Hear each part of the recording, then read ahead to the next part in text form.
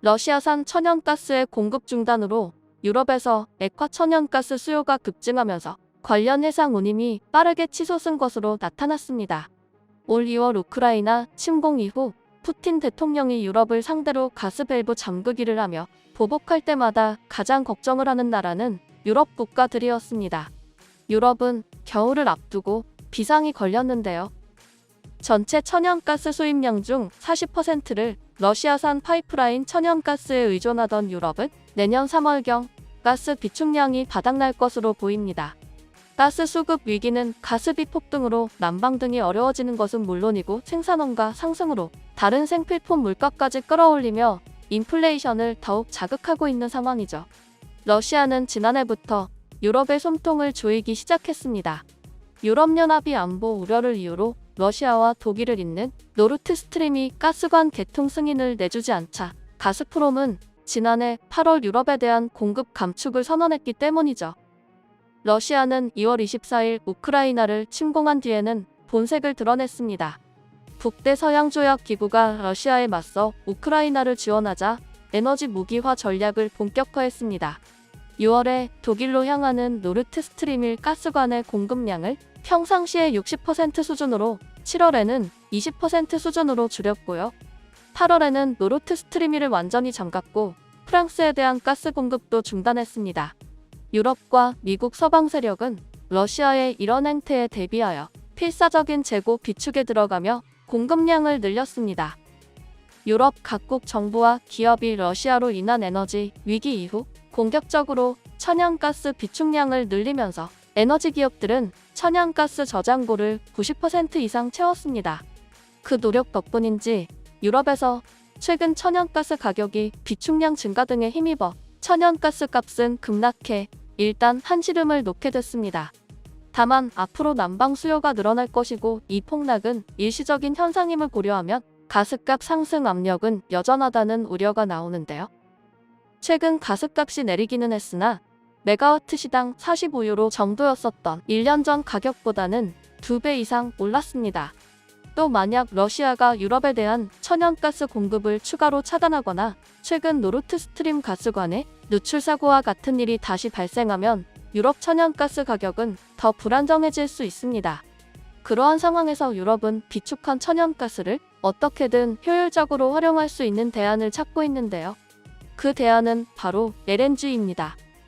유럽 각국은 필사적으로 다른 수입처를 통한 LNG 확보에 나서면서 가스 쟁탈전이 본격화되고 있습니다. 유럽은 원래 미국산 LNG를 주로 사용하고 있었는데요. 유럽 동절기 가스 소비량을 감안하면 미국산 LNG만으로는 공급이 충분치 않을 것이라는 분석이 제기됐죠. LNG의 수요 상승은 무엇보다 국내 조선업계에 긍정적인데요. 현대중공업, 대우조선해양, 삼성중공업 등 국내 조선 3사는 세계 최고 수준의 LNG 운반선 건조 경쟁력을 갖추고 있습니다. 세계 LNG선 발주 가운데 국내 조선사들이 80에서 90%가량을 독식하는 것도 이 같은 이유에서죠. 대우조선해양은 초대형 원유 운반선에 이어 컨테이너 운반선에 고만감각 액화 천연가스 연료 탱크를 탑재했다고 31일 밝혔습니다. 대우조선해양은 무려 24,000TEU급 이중 연료 추진 컨테이너 내부에 사각형 형태 고만간강 LNG 연료 탱크를 탑재하는 데 성공했습니다. LNG 연료 탱크는 친환경 연료 추진선의 핵심 기자재이죠. LNG 연료 탱크는 상온에서 기체인 천연가스를 액체로 저장해야 해 항상 영하 163도 극저온을 유지해야 하는데요. 조선업체들은 영하 163도씨 극저온 LNG를 견디는 화물창과 연료 탱크 제작에 인바, 알루미늄, 스테인리스강 등을 사용합니다. 그러나 해당 소재는 비싸고 작업 공정이 까다로우면서 강도가 낮습니다. 대우조선해양은 고만간강이 기존 소재보다 가격이 저렴하고 극저온 성능, 강도, 내마 모성이 좋아 LNG 연료 탱크, 화물창의 차세대 소재로 주목받는 소재라고 강조했죠. 뿐만 아니라 대우조선해양과 포스코는 10여 년에 걸친 공동 연구 끝에 고만간강 LNG 연료 탱크를 세계 최초로 개발했습니다. 이 선박에는 회사가 자체 개발해서 탑재한 촉발전기와 공기 윤활 시스템이 적용됐는데 유사한 규모의 기존 선박 대비 약 5%의 연료 절감 효과를 거둔 것으로 나타났죠. 이는 주요 항로인 유럽아시아 운항을 기준으로 할 때 척당 연간 25억 원 정도의 엄청난 비용을 줄일 수 있다는 계산이 나옵니다. 마란가스 관계자는 대우조선해양이 건조한 LNG 운반선의 실제 성능에 매우 만족하고 있다. 특히 최근 축발전기와 공기 윤활 시스템 기술이 탑재된 선박의 성능이 기존 선박들에 비해 탁월한 것으로 나타나 향후 발주에도 이를 적용할 것이라고 말했죠. 한국조선해양이 1년 만에 흑자 전환하는 등 K조선이 부활의 조짐을 보이고 있습니다. LNG 운반선 가격이 역대 최고 수준에 근접한 가운데 이를 바탕으로 대우조선해양과 삼성중공업도 내년에는 수익 실현이 가능할 것이라는 관측입니다. 실제 올해 현대중공업, 현대미포조선, 현대사무중공업 등 현대중공업그룹 조선 3사는 현재까지 총 43척의 LNG 운반선을 수주했는데 이는 전체 수주의 22% 수준입니다. 대우조선해양도 총 36척의 LNG선을 계약하며 전체 수주의 81.8%를 차지하고 있죠. LNG선 수주 확대에 따라 조선 3사의 수익성도 개선되는 분위기입니다.